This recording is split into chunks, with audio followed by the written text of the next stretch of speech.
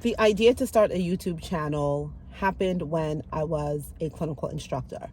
I thought to myself, you're repeating the same information every single semester, no matter what school you're teaching with, you're being repetitive with this information. It's like there was a lot of concepts missing that I realized students were not learning in previous clinicals. And I found that students were unable to connect theory and clinical.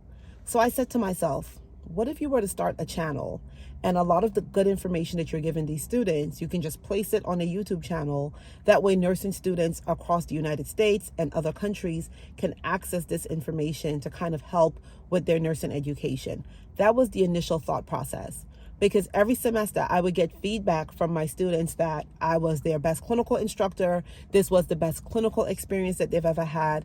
A lot of my students have gone on to obtain advanced degrees. My most recent student, as a matter of fact, not most recent, but one of my students, he just recently graduated CRNA school, and it was under my mentorship that I told him, you need to be an ICU nurse. But anyway, I have had students reach back to me saying how wonderful their clinical experience was. So I knew that I was doing something right. I also knew I had a gift for teaching. You know how people would say, like, to be a teacher is like a calling? I felt that when I first sat in my fundamentals of nursing course. I always knew that teaching would be something I would do, and teaching nursing specifically is something I would eventually pursue in my career, which I did. For right now, I no longer teach because after teaching for so many semesters back to back in a row, I became burnt out. So I decided to start this YouTube channel. However, when I first started the YouTube channel, I had a little bit of imposter syndrome. So initially when I started it, I just started doing random things that I found joy in. If you guys have been following me for a while, you know that I love a good beauty product. I love makeup. I love hair. So when I first started off, I was doing little videos here and there of like products I was using and stuff like that. And it was not hitting at all. Okay. I wasn't getting no play. And then I think I pivoted when I think I was tired one Saturday and I called out of work, and I just did a video on calling out of work and how nurses are usually afraid to call out of work. And that video did well. Then I did another video which talked about a toxic nursing environment, and that video did very well. So I said, oh, you guys like this nursing stuff. So I went back to my original idea and I said, I can share experiences, things that I've experienced, mistakes I have made, different clinical scenarios that I've experienced that I can actually share on here to help nursing students, new grad nurses, and even practicing nurses share my story so that way they can learn from my oversights, my mistakes, my wins, my losses, so on and so forth. For the most part, I receive a lot of positive feedback, and every once in a while, I'll have someone reach out to me or leave a comment or just make a crazy statement. And earlier on this morning, I woke up, I got ready, and I decided to check my comments so I can respond, because I like reading and responding to you all. But I read a comment that on an old video, actually, where I talked about the time I made a medication error. And the person said in the comment that if they were me, they wouldn't post such a video, especially if the case is not yet resolved, because the Board of Nursing can use that video against me. And I was just like, first of all, I appreciate your concern, but this fear that has been instilled in nurses, or this fear that the general public think that nurses are supposed to have when it comes to discussing things that happen to them within their career, it's something that I don't understand. Out of all of the healthcare professionals, nursing has to be the scaredest professionals, because we are the largest, yet we have no power. The amount of fear that's instilled in nurses, starting in academia, and then it transcends into the clinical setting, that when you have a nurse like me get on a platform like YouTube, sharing my experiences, sharing, I made a medication error, I didn't call the family back to apologize. I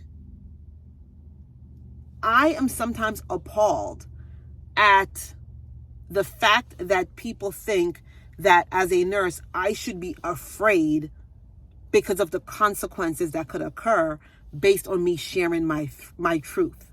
The fear that a lot of nurses encompass That is the exact reason why the profession cannot advance any further. That is the reason why we have no power. That is the reason why hospitals can come and say, you know what, we're cutting the ratio, or we're increasing the ratio.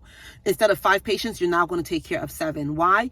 Because the fear of speaking up, the fear of sharing stories, the fear of coming together and saying, we're not going to tolerate this. Here I am, a nurse with a YouTube channel. What do you guys want me to talk about? Do you want me to talk about all of the great things that I've done and how great I am as a nurse and how many times I've saved a patient's life and how well I get along with the family member? Am I not supposed to add any balance? Can I not talk about the times that I had an oversight or the times that I made a medication error? Because guess what? There is not a nurse out here who can say they've never made a med error. Y'all want to argue that one? A lot of nurses make medication errors, and a lot of them do not report it. I am a nurse where if I make an error, I have no problem reporting it. I have no problem telling you all about it. I have no problem using it as a teaching moment so that way you, the future nurses, the nurses who are new to practice, nurses that are currently practicing, you can use my story and say, you know what, Kendra did say that. Or you're probably in a situation where you're about to do something and you're like, you know what, Kendra did mention that on her channel. So let me not bypass the library on the Alaris pump. Let me go ahead and program it properly just to make sure. That is the reason for this platform. This platform is not, I didn't create it to showcase a lifestyle of luxury and Black girl luxury, which I do love all of that. I am here for it. I love it. I consume that kind of content. But I'm also here to give you a realistic side of nursing and how nurses are not perfect. I am not here to uphold this image of, oh, perfection. And, nurses, we don't make mistakes and we're such a pristine profession. No, I'm going to tell you, we make mistakes. And by creating a safe and transparent space for nurses to say, that happened to me too, or I did that once, will only help improve the profession, which in turn helps improve patient outcomes. When there's no transparency, when nurses do not have a safe space to sit and learn and share information and learn from others and learn from other mistakes other nurses have made, how can we make improvement when caring for patients? How can we expect for learning to occur? The reason why a lot of us learn is by making the mistake. Sometimes you have to make a mistake in order to learn. Now, I'm not saying if you make a mistake that's completely gross and negligent, there shouldn't be repercussions, but I am not here to live my life in fear of what the board of nursing is going to say or whatever the case is, because that's just not me. Another story I want to share with you all is that a couple weeks ago, I put up a video talking about my last nursing contract where the manager terminated the contract because she wanted me to call back the girlfriend and apologize. And for me as a nurse, I still stand by, I'm not doing that. It is not within my training. It is not my responsibility to call a family member back. That is your responsibility as the manager, especially when guest relations is involved. I stand by that. However, I did go ahead and I privated the video simply because I had someone reach out to me. And initially when I was having that conversation with the person who reached out to me, I thought that they reached out to me in good faith, right? But then, they say hindsight is 20/20. I realized that person reached out to me to critique me, right? And I said to myself, you know what, Kendra? Go ahead and private the video because there are so many people out here with malicious intent. Some people are just so miserable. Some people see that you're doing well. Like, I've grown my channel. I'm not even halfway near what a lot of nursing creators or content creators are doing in numbers. I'm not even near that. I'm still very much a rookie. But you will be surprised at what people will find threatening and what people will be jealous of. So I said, you know what? Let me go ahead and private that video because something within my gut, within my intuition, once I received that phone call from that person, it's like my intuition said, Kendra, just private the video. Don't worry about it. You'll make other content that's going to do well. You don't have to worry about privating one video where you're not, where you're not making money or where you're not getting views for that video. Just private it. Because something just told me, don't trust it. While I love vlogging, I love showing you all other aspects of my life, I too find it to be an obligation. I want to pay it forward. That's part of my nursing profession. So when you're a nurse, one of the things you have to consider is, what are you giving back to your profession and how are you paying it forward so that others that come behind you have something to gain from you? So part of it is me sharing my stories so that way nursing students, other nurses can learn from it. In one of the hospital systems I work with, and I think a lot of hospitals throughout the US have adopted a framework called Just Culture. And Just Culture basically says that it's to foster an environment where nurses feel safe coming forward with any mistakes or any errors they might have made. Because what Just Culture states is that sometimes it is not the individual that is the problem. Some nursing errors occur because of a system flaw. So systematically, the system is flawed. However, how can we fix the system if nurses are afraid to report any errors because of consequences, of fear of being ostracized, and the fear that's dangled in front of nurses ever since they're in school? You're going to lose your license. That is the reason for Just Culture, is because they want to know, organizations want to know, what caused you to make that error? Was it a system error? Was it something that we as the organization, we overlooked, that we didn't realize that we needed to fix this? A lot of times by nurses coming forward and stating that they made a mistake or this occurred or that occurred, for the future, it improves care. It improves processes. It improves throughput because a nurse came out and said, this right here, this happened, but here's the reason why it happened. And then, they look at it from a systematic error and said, you know what, you're right. We definitely can improve this process. So let's work on it so that way other nurses don't make that mistake.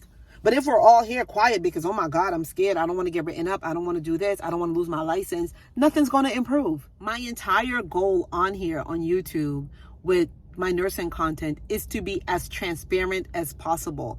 I don't want for anyone to think that I am a perfect nurse. That is not my goal at all, because as a human being, first of all, I am flawed. I am very flawed. We all have character flaws, and I want to be as transparent as possible with any nursing story that I share with you. That's one of the ways learning can occur. You can say, you know what, Kendra made this mistake. Let me not go ahead and do the same thing, or let me be extra careful when I'm doing something. That is the reason for this. It's in good faith. If I were to sit up here and only share the glitz and the glamour of all the prestige of nursing, how is that doing the profession any service? It's not. It's actually doing future nurses, current nurses, a huge disservice, because we have to share the pitfalls as well as the good. The fear that nurses have, like this whole fear of, I'm going to lose my license, I'm going to lose my license, I'm going to lose my license. As a nurse practicing inpatient care, you are under a scope. So as long as you're practicing within your scope of guidelines established by your state, which I advise many of you out there, if you don't know or don't have a copy of your Nurses State Practice Act, you can write to your Board of Nursing and you can pay for one and have it mailed to you. Some states it's free for you to get one. I would advise you to get your state's Nurse Practice Act. That way you're familiar with your scope of practice. Also, by always following clinical guidelines and following nursing standards of care, the chances of you making an error is going to be very slim to none. And if in fact you do make an error, you always want to go ahead and report it, because sometimes that error is not based on you being a bad clinician. It can be based on a system error. We have to get away from the fear in nursing, like, oh my God, I can't do this, I can't do that. I can't tell you how many things I've seen covered up. I've seen nurses cover so many things up, and I'm just like, it shouldn't be this way. But I also understand why they do it is because of the fear of being chastised. The consequences that nurses are constantly being threatened with if in fact they do make an error. And to err is human. I don't know why this is a concept that's still not ingrained within the profession. And why I can receive comments like, oh, I wouldn't say this if I were you. Like, what? Like, what? First of all, number one, let me just be very clear here. Okay, I do have a nursing degree. Nursing is my profession. But trust and believe that God has blessed me with so many other talents that if in fact nursing was a profession that I can no longer practice in, I will find another way to make money. Okay, I will find another way to make money. I have faith in God. All right. That's another thing about me, is that my heart, God knows my heart is clean. So whenever I am caring for a patient, and if in fact I do make an error, it's not because I'm just grossly negligent. Like, I am confident in that. I just wanted to put that out. I also want to talk about the case of Redonda Voigt, because this whole idea that you can lose your nursing license, like I stated earlier, it is not that easy. The board will not just take your nursing license. It doesn't work like that. They might discipline you. You might get called in and have to give a statement. You might receive a notification letter in the mail. But once you're practicing within guidelines, the chances of that happening is slim to none. Once you're doing what you're supposed to do. For example, I had a nurse, he told me that he was called in by the Board of Nursing because a pharmacist, I think, reported him for either not being able to find a narcotic, which is like, it was one tablet. It was a Percocet tablet. The nurse stated that he pulled the tablet. He was going to give it to the patient, but then something happened with the patient. The patient either refused it or whatever the case is. He was like, I swear I put the tablet back in my pocket and my plan was to return it back to the Pyxis. However, I don't know what happened, but long story short, the pharmacist came to the floor. Something was happening. The pharmacist must have asked about, oh, you have a return, that you have an outstanding narcotic that you didn't sign off. And the nurse is like, oh yeah, I have it here in my pocket. I need to return it back. When he went to go look for the tablet, he couldn't find it. And he was like, yo, I swear to God. He was like, I do not use drugs. He was like, I don't know what the heck happened if I accidentally threw it out. He was like, I thought it was in my pocket. And that pharmacist reported him to the Board of Nursing. The nurse told me, he's like, I was at home one day and I got my mail and it was this stack of, like, a big envelope with a stack of papers. And he ended up having to go into the board. They just wanted to hear his side of the story. And once they heard it, they were like, okay, continue practicing, like, dismiss. This is unfounded. You know what I mean? Because the Board of Nursing also understands that so long as it's not a pattern of you constantly missing narcotics, so long as you're not up over here having patients, you know, go lifeless every single shift, a lot of these things are going to be unfounded. Let's talk about Redonda Voigt. And the reason why I say losing your license is not even as easy as how some nurses make it seem. Redonda Voigt was the Vanderbilt nurse who accidentally gave the patient Vecuronium instead of Versed. So she made a huge, gross, negligent error. And as a nurse, I have empathy for Redonda because there's so many different pieces to the puzzle. There's so much nuance to a situation that I can find it in myself to have empathy for her. But initially, when this big, gross, negligent situation happened, Redonda's license was not taken from her. It wasn't taken. Vanderbilt did terminate her. She went to the Board of Nursing. They didn't take it from her because they knew that her medication error was not malicious. It was not done with the intent to take the patient's life. So the Board of Nursing, I'm pretty sure they disciplined her and they were like, all right, girl, go ahead. What happened was the state's prosecutor decided to prosecute the case and she was found guilty, which then made her license revocable. And I want to talk more about Redonda in another video because I have always had thoughts on Redonda. I have shared some of those thoughts on my other social media accounts, well, mainly TikTok, I believe, because that's where I do a lot of like nursing content, not so much on Instagram. But I had shared my thoughts on Redonda, and I do want to do a YouTube video on Redonda because, like I said, I found it within myself to have empathy for Redonda because I know that there's multiple factors that contributed to her making that error. I am going to end this video right here because I am going to log some cases before I go into this busy primary care clinic, and I will catch up with you all in another sit down video. My goal is to do more sit down content, and yeah, we'll get into it. Leave me some comments, like, comment, share, subscribe. Let me know your thoughts. Don't get crazy in the comments. Don't get crazy. No, I'm just joking. See you guys in the next video.